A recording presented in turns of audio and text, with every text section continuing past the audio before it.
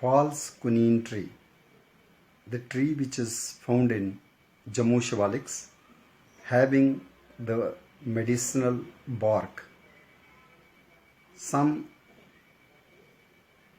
febrifuge like qualities as we find in quinine, cinchona.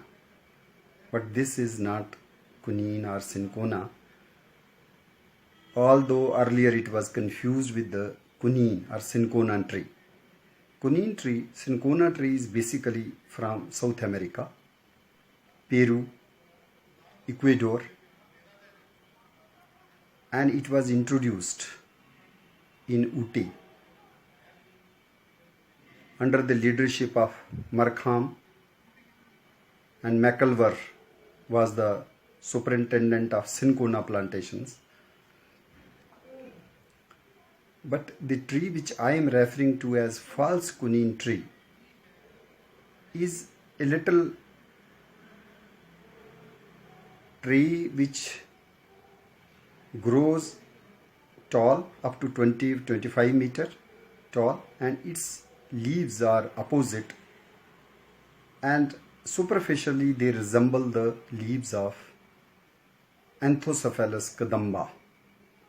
So in Assam it was also known as Kodam. In Hindi sometimes also called as Neer Kadamba. In Tamil Nadu also known as Ketampu or Vellikatampu. In Sanskrit, the tree is not named Kadamba but named as Ugrgandha or Brahmarshali. This tree is also known as the Bhring vriksh. Sometimes its bark is infested by the borers. As the wood is soft and borers mostly attack its wood, it is also known as the Bhring vriksh. Another English name is Bridal Couch Tree. It was Nathaniel Wallich who named the tree genus Hymenodictyon for this false quinine tree seen in wilderness of our Jammu forests. And while naming, Nathaniel Wallich focused on the seed structure. In seed we have the membranous wing all around, a kind of skin-like thin membrane structure which is the seed wing, and it is characterizing the genus. So he named Hymeno means membrane, skin, and Dictyon means net. So having the winged seed, the name of the genus Nathaniel Wallich coined in 1824 for the tree, which was earlier named by father of Indian botany William Roxburgh as Cinchona excelsa. So he had put this tree under the genus Cinchona, that is the true quinine. But true quinine comes from Cinchona succirubra, or presently called as Cinchona pubescens.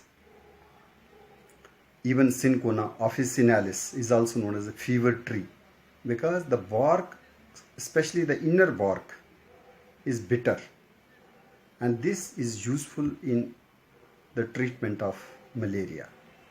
Even our false quinine tree inner bark is bitter, and it has the scopolamine alkaloids and is useful in fighting the fevers. Tree is also found in South India, and in Kannada language it is called as Dodi Mara or Diddi Mara or Doli Mara. This tree in Dogri language is named variously as Ratan Kat because of its red blaze, Dendro, Kodkan because of its very fragile weak branches, and tree is characterized by having the opposite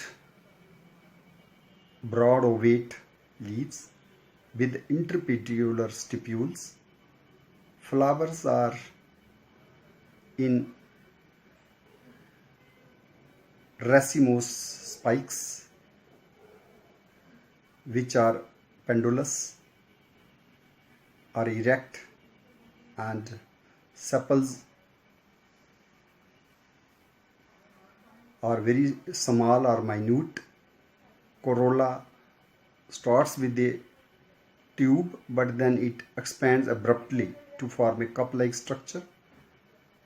Stamens have a small filament and they are almost included in the corolla. Bicarpellate pistil emerges beyond the corolla rim, and this particular flowering is unique in the monsoon season. Fruit maturation takes place in winter, and throughout winter we see the capsules, and capsules are characterized by having the lenticels, round lenticels. Capsule is it has the two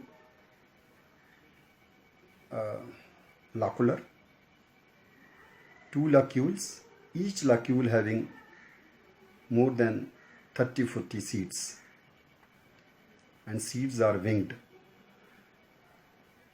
So the tree which is called as the bridal couch tree or false quinine tree or fever bark tree, it is native to old world. It is also found in Africa. Some other species, for example, Hymenodictyon parasiticum, Hymenodictyon parvifolium. It is also found in Madagascar. For example, Hymenodictyon madagascaricum. Even in Southeast Asia, there are species. For example, Hymenodictyon horsefieldi. Whereas Cinchona, the true quinine tree, is native to New World tropics. False quinine tree or Hymenodictyon bridal couch tree, looking like Damba, is native to Old World tropics. Bark in case of Hymenodictyon excelsum is thick and grayish in color.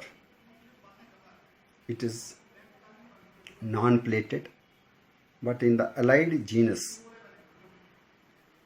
Paracoryanthi, the bark is thin and plated. In Paracoryanthi, even the corolla lobes are hairy.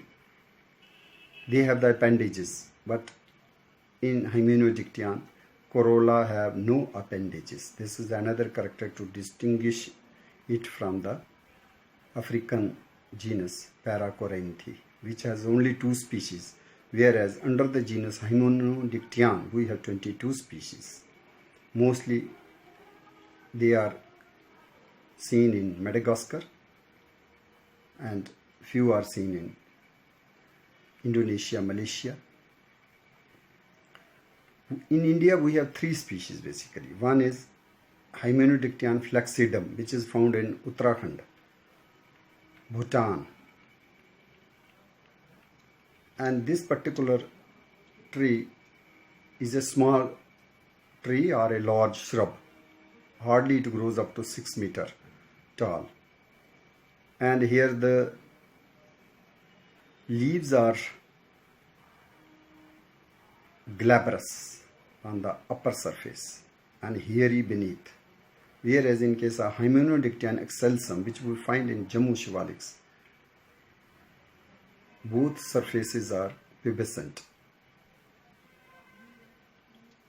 flowering racemes are deflexed, and capsular fruits are also deflexed, and they remain persistent on the tree during winter time.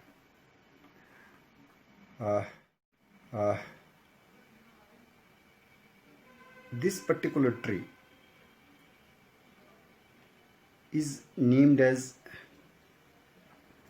Dudupa in Odia language, and also called Gulia.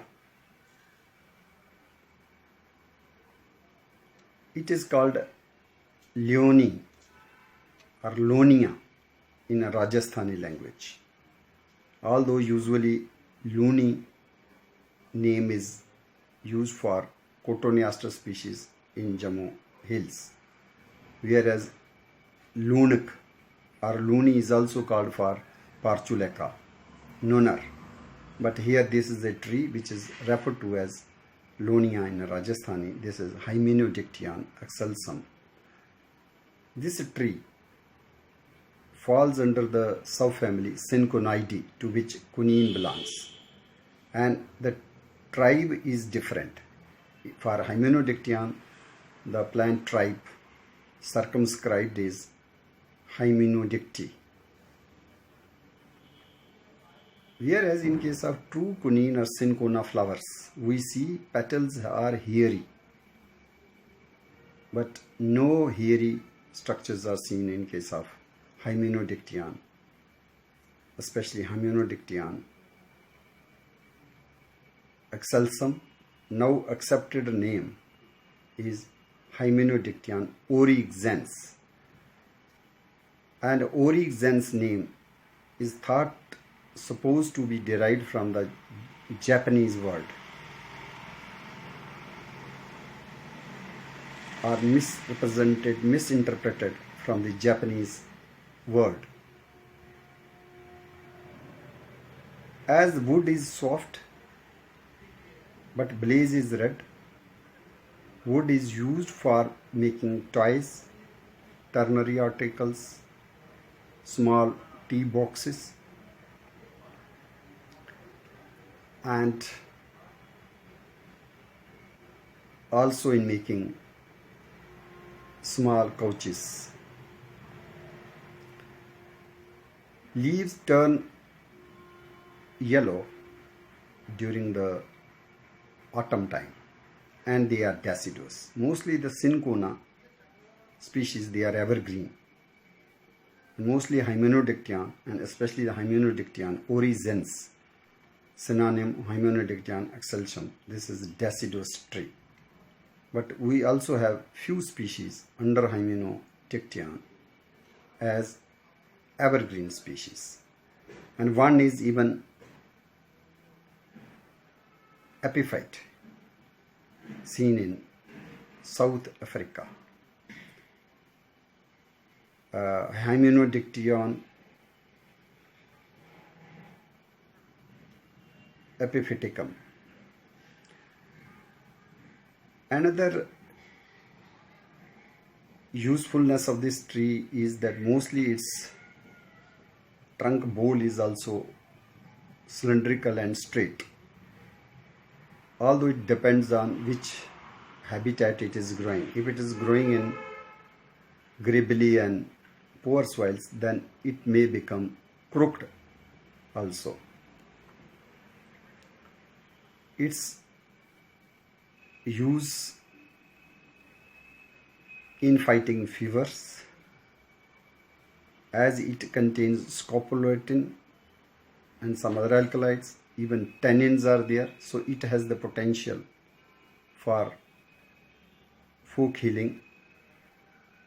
Although in 1944 synthetic quinine was replaced by the natural Cinchona quinine, and after 1944 Cinchona plantation interest also dwindled, although its plantations we see even in Darjeeling, West Bengal.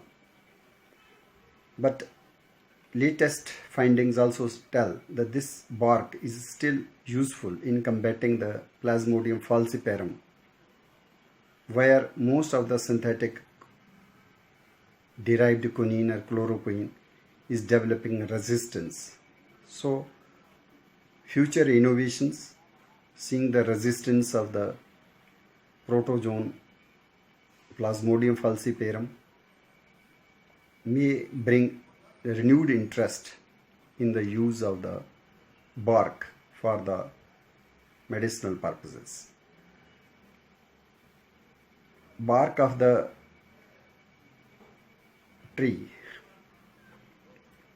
is useful, as are the leaf extract. Leaf extract is also used for the extraction of the dye.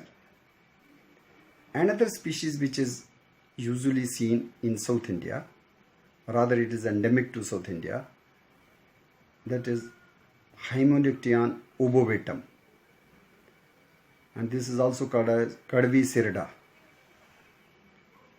Here the flowers are sessile, they have no stalk. In case of Hymenodictyon excelsum or orixense, flowers are stalked, but in case of obovatum, they are sessile, stalkless flowers. And